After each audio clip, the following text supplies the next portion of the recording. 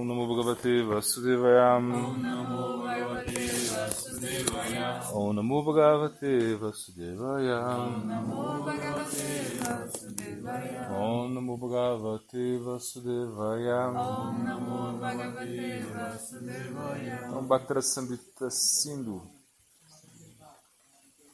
Estamos aí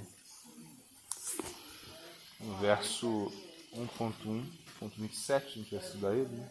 Daí em diante. Bom, agora será explicado as características do Tama Bhakti, né?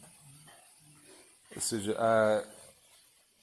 a característica de dar, né? Derramar Shubha, né? Shubha, que é a auspiciosidade, né?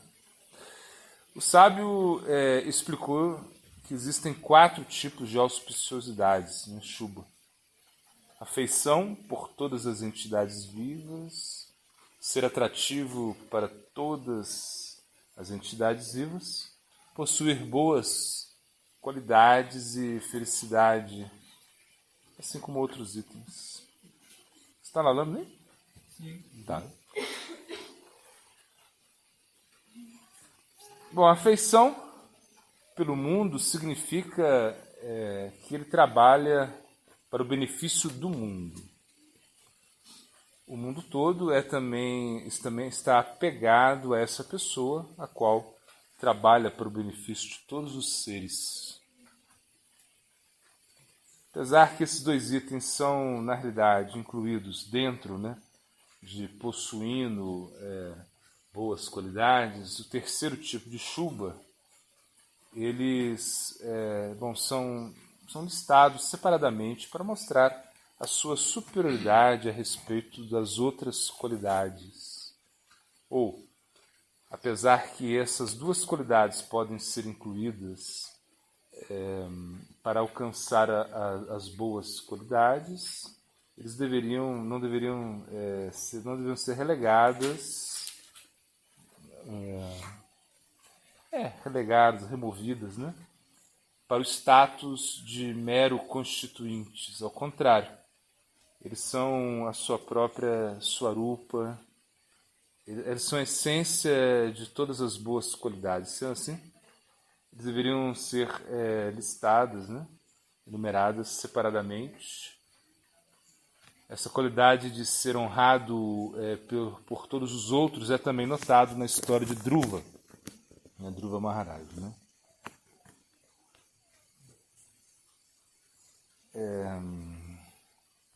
Bom, ele cita um verso aqui do Bhagavatam, né? Bom, para aquele que... Uma pessoa que tem qualidades transcendentais, né? Devido ao comportamento amistoso com a Suprema Personalidade de Deus, todas as entidades vivas oferecem honra, assim como a água automaticamente flui por sua própria natureza. Então, a gente está agora no outro verso, 1.1.28, né? Então, os primeiros 2 tipos de Shubha são ilustrados no Padma Purana, né?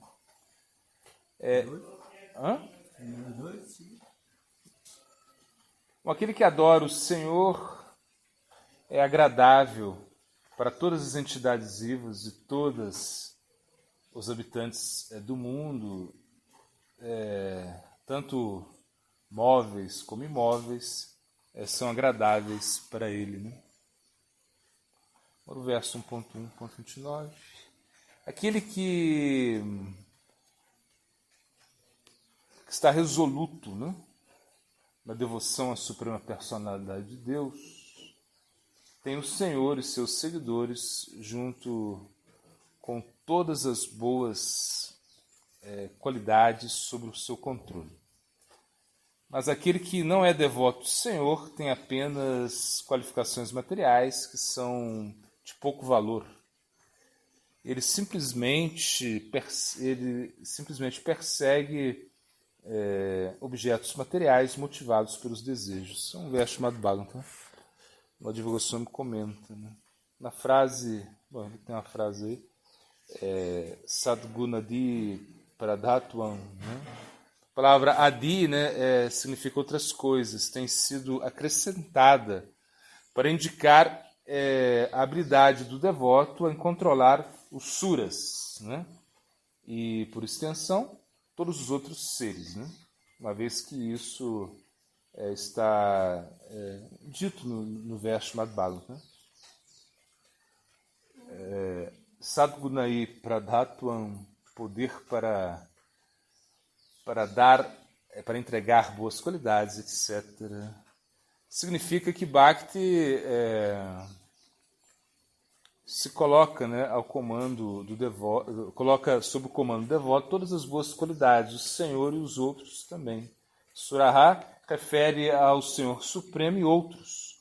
Isso é primeiro o Senhor, então seus atendentes, os devatas, rishis. Somate significa eles permanecem sob controle, né? O comentário de Vishwanath Chakravarti, né? Os devatas são ordenados, eles que ordenam os sentidos, né? Eles que controlam os sentidos, né? Sura, permanecem sob o controle dos devotos. A Sura é sentido ou devata? Aí são os devatas, né? Ou seja, eles que controlam os sentidos. Ele está falando isso, né? Porque os semideuses, né? Eles são aqueles que controlam os nossos sentidos, não é isso? Mas Sura é o devata, né? Devata é semideus, né? Ah, Devata é semideus. Né? E Sura, o que é? Sura é semideus. É uma palavra assim que ele fala Sura, que significa a suprema personalidade de Deus, que fica sob o controle do devoto, né? Ele fala também que os semideuses estão também sob o controle dos devotos. Né? Se o devoto pratica, os semideuses vão ficar sob o controle dele. Entende? É porque o semideus ele controla todos os nossos sentidos, né? Ou seja, isso é uma regência sutil. Mas aí eles acabam ficando sob o controle dos devotos.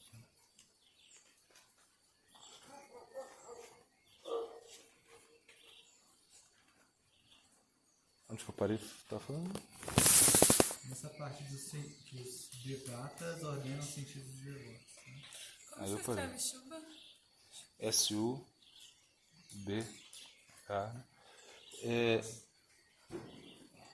Os devatas, qual é o sentido?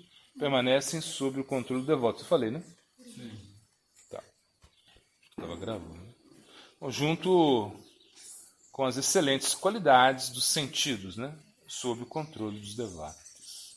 Verso 1.1.30. Bhakti dá felicidade, né? Existem 3 tipos de felicidades, né? Para coisas materiais, para a realização Brahman e para o Senhor. Né? O Senhor. Os surpreendentes poderes místicos, né? Desfrute material, felicidade eterna e realização do Brahman e bem-aventurança do serviço do Senhor, todas aparecem do Bhakti a Govinda. Né? Agora o comentário de Vishwanatha Chakravarti. Então, vamos lá. Siddhayaha significa poderes místicos, os quais começam... no início são bem pouco, é pouca coisa, né, que ele fala, são pequenos. Né?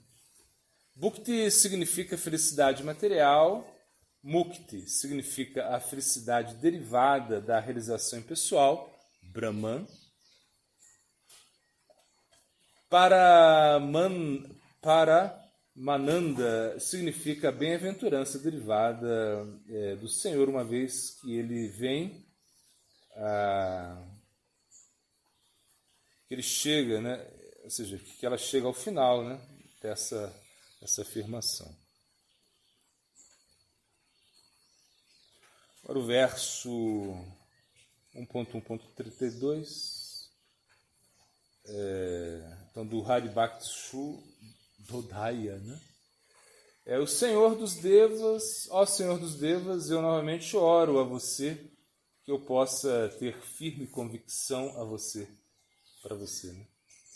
Que o Bhakti é a trepadeira na qual derrama Artha, Dharma, Kama, Moksha. Né? O Bhakti dá isso. Né? E também a felicidade da realização do Senhor. Né? Agora o verso 1.1.33. O Bhakti é a causa total da liberação. Né? Bom, quando é mesmo uma pequena atração para o Senhor aumenta no coração, os 4 tipos de objetivos, né, da realização humana, né, Artha, Dharma, Kama e Moksha, se tornam como grama, né, com vergonha de aparecer diante de Bhakti. Então, agora a gente está no verso 1.1.34, todos os Siddhis encabeçados por liberação e prazeres surpreendentes, né, assim, atônitos, né, os prazeres surpreendentes materiais, seguem depois eles seguem os grandes, a grande deusa, né, a grande deusa chamado Haribhakti, com medo, né, e como uma serva dela, né, uma serva dela.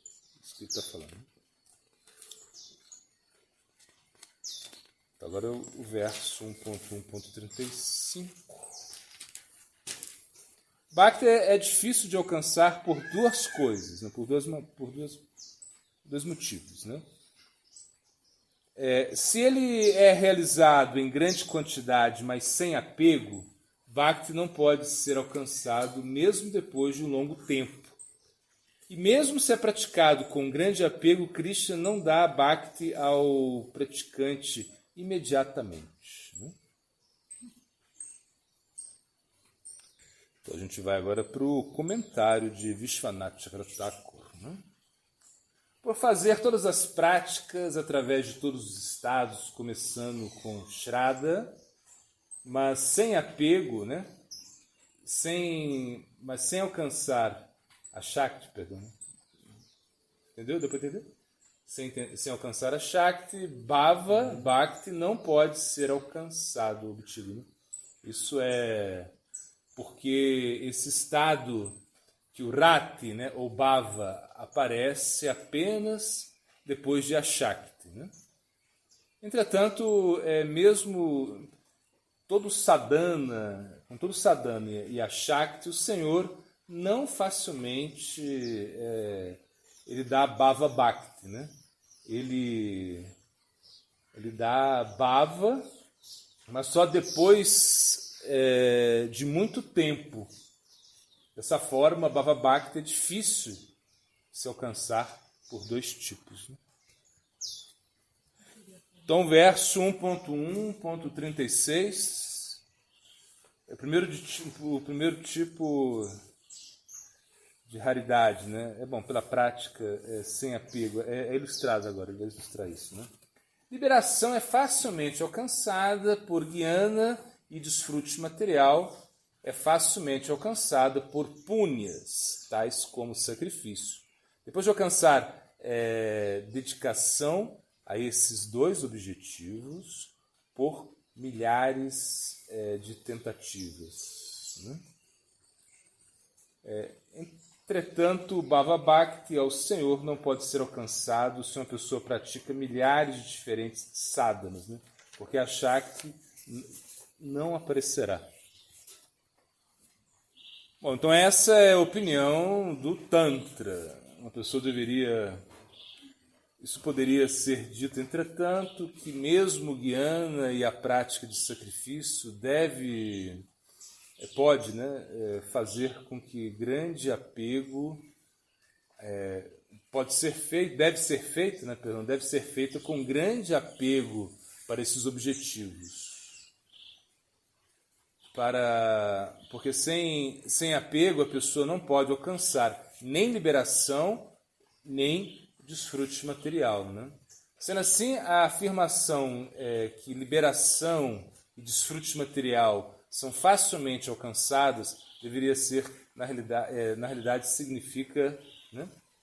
Até ele botou entre aspas aqui, com a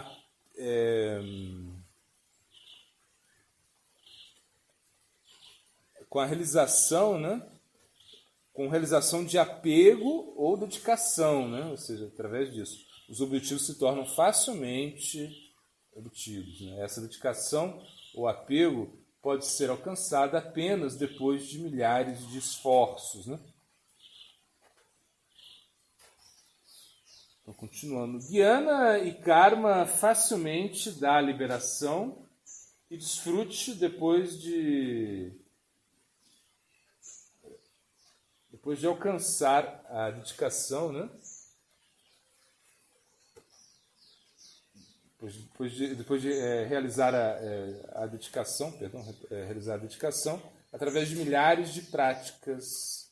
Isso é entendido que o apego significa uma concentração indivisa, ou seja, somente naquele processo sozinho. Então, semelhante concentração exclusiva no processo de Jnana ou Karma é facilmente alcançado naqueles processos, mas apenas, né, depois de milhares de práticas. Confirmado no Gita, né, onde se diz existe uma excessiva dificuldade para concentrar-se na liberação, né? Então, isso também é bem difícil mesmo. De fato, eles estão assim cheios, eles estão assim como cheios de desejos pequenos, né? E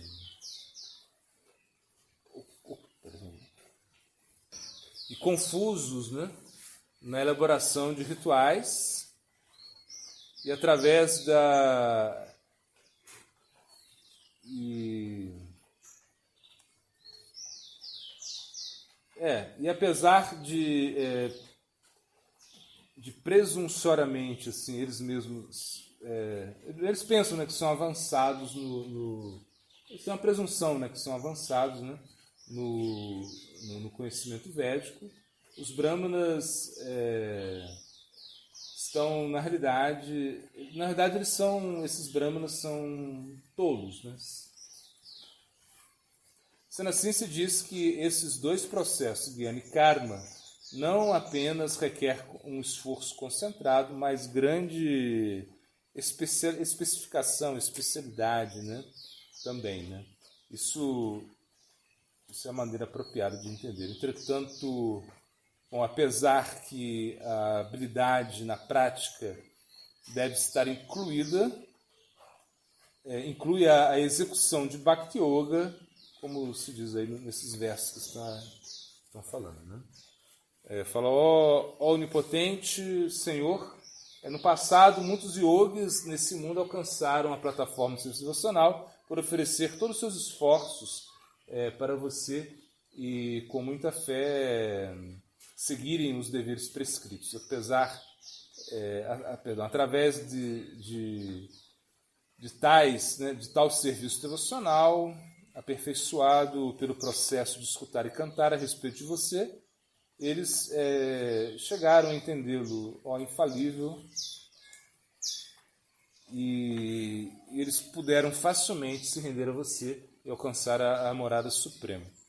Aí tem outro verso que fala que o serviço devocional aos pés de lótus é a raiz, né? De todas as perfeições. A pessoa pode alcançar, né, os planetas celestiais e a liberação, né? E também pode alcançar as regiões subterrâneas, né, inferiores, e a terra também. Bom, agora ele fala a segunda parte da afirmação, que é explicado. O Haribhakti, nesse verso, refere ao estágio de Rati ou Bhava, o objetivo do Sadhana Bhakti, assim como o Bhakti refere a Bhava Bhakti nas seguintes afirmações. Ele fala um verso,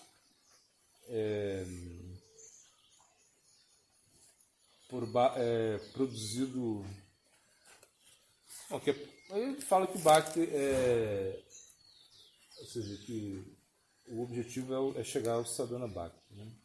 Entretanto, a palavra sadhana, nesse verso, poderia significar não apenas sadhana em relação ao Senhor, ou seja, isso significa, né, sadhana em relação ao Senhor, não a outros processos. Né? Por sadhana sem relação ao Senhor, não dará a ele bhava bhakti de jeito nenhum. Né? Então, se o sadhana significa serviço direto ao Senhor, praticado com grande atenção, alcançando, realizado por um progresso através de vários estágios, ali não existe medo, né, em relação a alcançar o bhava bhakti, né? Se conseguir o bhava bhakti, apesar que o verso diz que isso não pode ser alcançado, mesmo por muita prática, isso que é raramente alcançado, sudurlabha. Então se diz que em muitos locais o Bhakti é facilmente alcançado. Pessoas que escutam, aí ele cita, pessoas que escutam o Srimad Bhagavatam regularmente, que estão sempre levando, né, esse assunto de uma maneira muito séria, eles irão estar com a Suprema Personalidade de Deus, Sri Krishna, manifestado em seus corações em curto tempo. Né? Ele fala assim. Tem outro verso que fala, ó Vasudeva, na associação e pela misericórdia desses grandes vedantistas, né? Isso eu poderia escutar deles, você poderia escutar deles, né?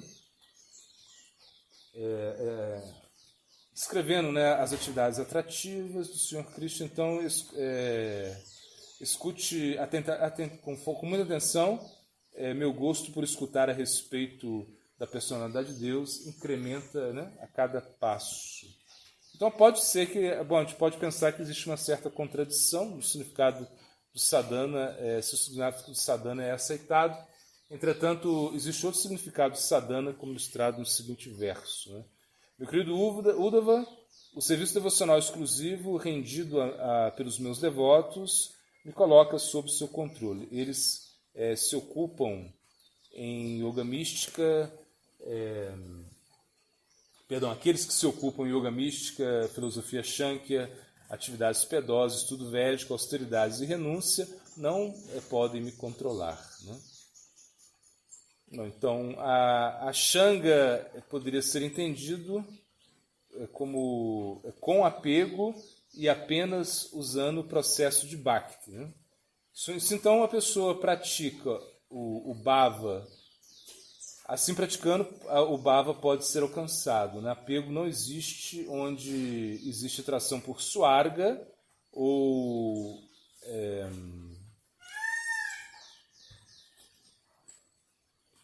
E especialidade, né? Experiência não pode existir, especificidade, né? Nessa condição, uma vez que a pessoa não seguirá nenhum tipo de sadhana. Então, as práticas de vários sadhanas, junto com o Bhakti, não é desejável. Sendo assim, esse Bhakti não deveria ser misturado com outros sadhanas. Isso será corretamente descrito. Isso pode ser corretamente descrito com as palavras Gyanakarmandi Anavrita. Então, o glossário, né, Abira, significa uma comunidade de vaqueiros. Né? Abira. E Abira Dulal é Krishna, né, que é querido dos pastores. Né? Isso é como... E aí a frase Vaishnava, a frase de João Vishnupada, Srila Bhakti Vibhuti Bodhani Goswami Maharaj, a frase dele. Ele diz assim, né? Nós somos assim, procuramos Krishna quando temos algum problema, esquecemos dele quando um pouco de felicidade material chega. Uma frase de um filósofo que diz, o impossível não é um fato, é apenas uma opinião. E a canção, né? A canção ficou.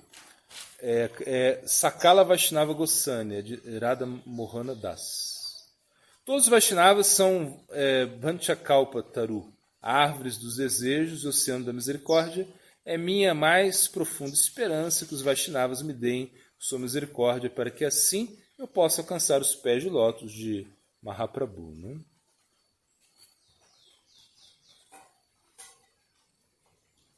Bom, tem aí os versinhos aí, a gente vai recordar esse Yada Yada Hridharmasya, né? Também esse Partha Naiveha Namutra e Vasudeva Bhagavati. E o verso de hoje é na linha Apadani Chatushpadam, né? Ou seja, aquele que não tem perna, né? Apadani,